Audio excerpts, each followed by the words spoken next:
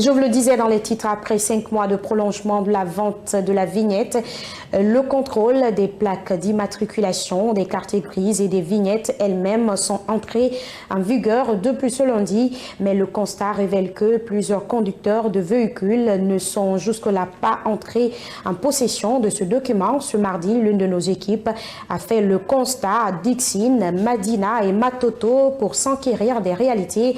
Bintou Touré et Alassane Simaka.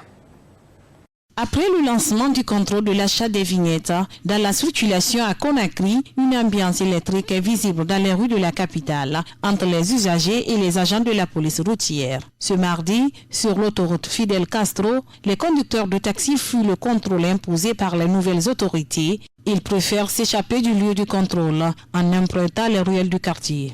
Moi, je suis un contrôleur, moi, on m'a ordonné. Je n'encaisse pas, je ne fais que demander avec mon téléphone, voir.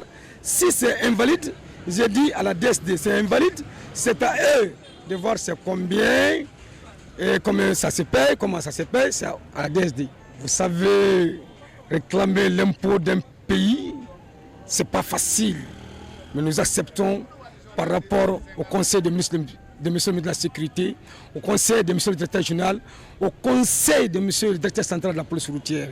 Et nous avons produit des sages conseils avant que ce contrôle-là ne se passe. À Dixina, le constat reste le même. La police routière continue à traquer et à immobiliser les véhicules qui n'ont pas encore de vignettes. Ce conducteur invite ses pairs à se procurer des vignettes. Bon, en fait, je suis venu prendre la vignette pour la sécurisation de ma voiture. Et tous les documents aussi. Mais en fait, la documentation d'une voiture, c'est très important parce que c'est notre pays. Avant tout d'abord, on doit respecter le pays avant qu'on le respecte d'abord. Parce que si tu es un bon citoyen, tu dois avoir tous les documents.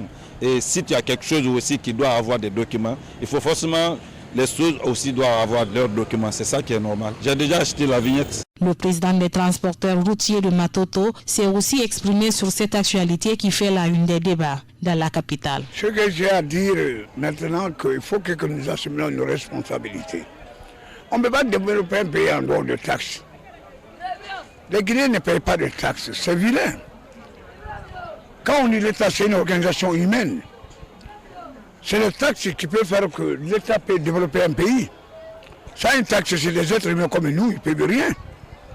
Souvent, on a trop parlé et l'État nous a écoutés. Je veux là les citoyens maintenant de s'acquitter de leurs taxes. Sans taxe, il n'y a pas un gouvernement. Sans taxe, il n'y a pas de développement. L'État nous a respectés. Le gouvernement nous a écoutés.